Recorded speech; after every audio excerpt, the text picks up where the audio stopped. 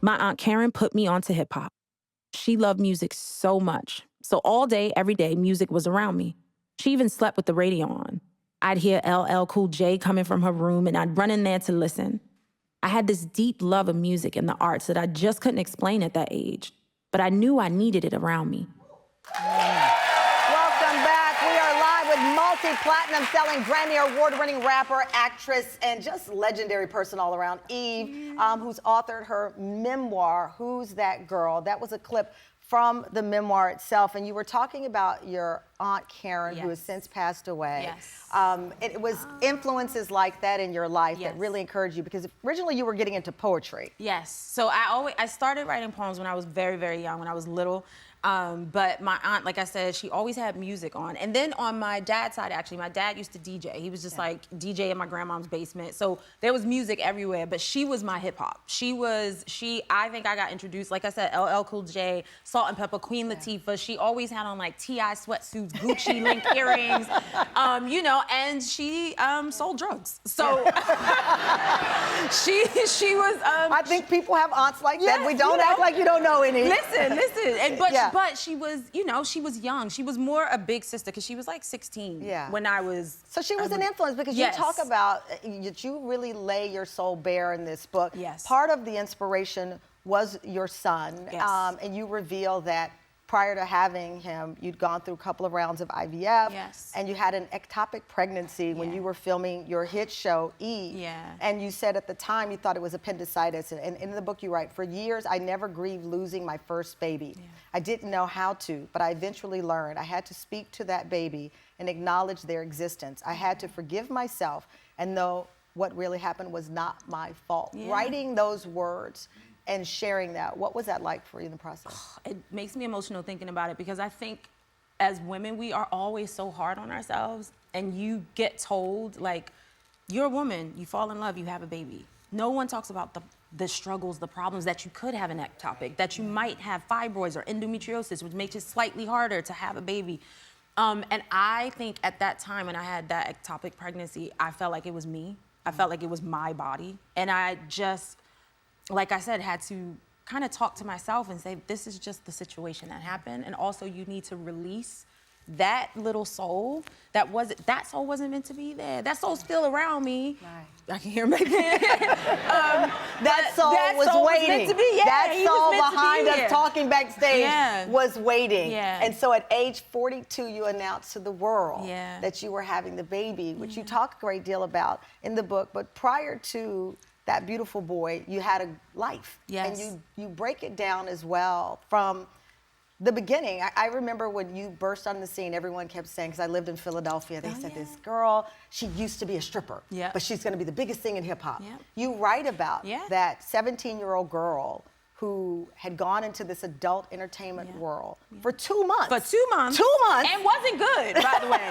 I was lazy. Yeah. I was like, I went into this world because I felt like I needed money. I didn't want to ask my mom for any money. I felt like the music thing wasn't working out. And it's weird when you're that young and you have made these decisions about your life.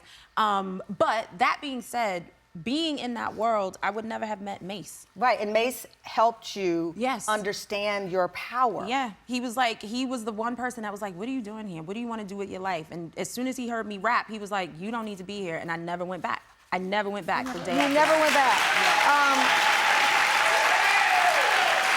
You never went back, and the rise, it seemed to be, because you were so gifted and are so gifted, it was meteoric. And you write about in the book, being at the top. You're now 21. You're on tour. I think it was Cash Money Tour. Cash Money Rough Riders tour. With Rough Rider Tour, and that was in 2000.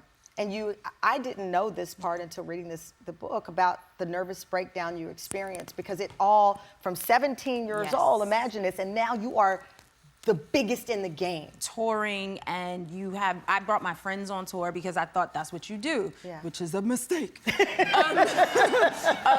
you know, I brought my friends on tour because I was like, I don't want them to think I changed. But me trying to keep up with them while having this new demand on my life, while performing, having to make decisions, being on a tour bus, and drinking, smoking weed, doing stuff that I wasn't protecting myself, but I also didn't know how to. Right, you were a baby. It was all new. I was a baby. You were a baby, and you were international superstar in the blink of an eye. You write about in 2007, you were involved in an accident. Yes. No one was hurt, but the car was totaled. You were in a Maserati, DUI. You were arrested. Yes. And I always enjoy reading memoirs when people take you into really that moment, which you do. Yeah. But you talk about that it saved your life. Totally, totally. Because most people would have said, it's over. Yeah. You know, I have a DUI. I'm a woman in this industry. I'm a black woman in an unforgiving world. But you say it saved you. It saved me because I had to wear one of those ankle things. I remember seeing you in the tabloids with the ankle bracelet. Wearing that ankle bracelet, but that ankle bracelet stopped. I had to stop drinking, and it was 56 days that I had to wear it. And I was so scared of wearing the bracelet, the anklet, because I couldn't remember a time I hadn't drank. So I begged my lawyer. I was like, can I do anything else? Can I do community service? I will do anything. And she was like, no, this is what has to happen. But I'm happy, thank God that happened, because it allowed me to sit with my emotions. It allowed me to think about, why am I drinking? Why am I trying to numb? Why am I so unhappy? Right. What is going on? So thank God I had that, because, I don't know if that didn't happen. I don't know really, and I don't use the word addiction so much, but I was definitely flirting with it, and it would have gone. It would have been bad. Would have been bad. Yeah. You have this incredible ability to bounce back from things that I think would break a lot of people. You write about the video. Yes. The infamous video that was leaked of you with a partner in an intimate situation. I think it's like 30 seconds. Yeah. But I'm sure it sounded like an explosion around the world. In the video, in the book you write, I was horrified, I was embarrassed, I was hurt.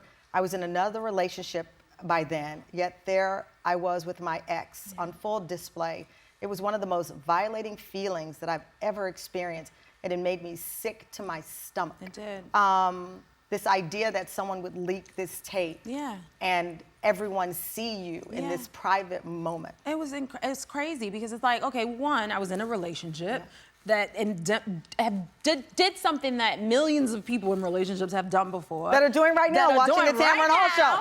Right now. Pause to watch us, pause please. to watch the show. Also, buy the book. But then on top of that, the first thing I thought about, and the first person I thought about, was my mother. Because I was like, oh my God, my mother's gonna be embarrassed. Like, I was embarrassed for her. It hurt me to my core. But also beyond that, just breaking my trust. Breaking my trust. Like, who did this? I would say, though, my mom has always been my rock. She has been, when I called her and talked about it, she was like, we're gonna figure it out, don't worry. We'll figure it out. Yes.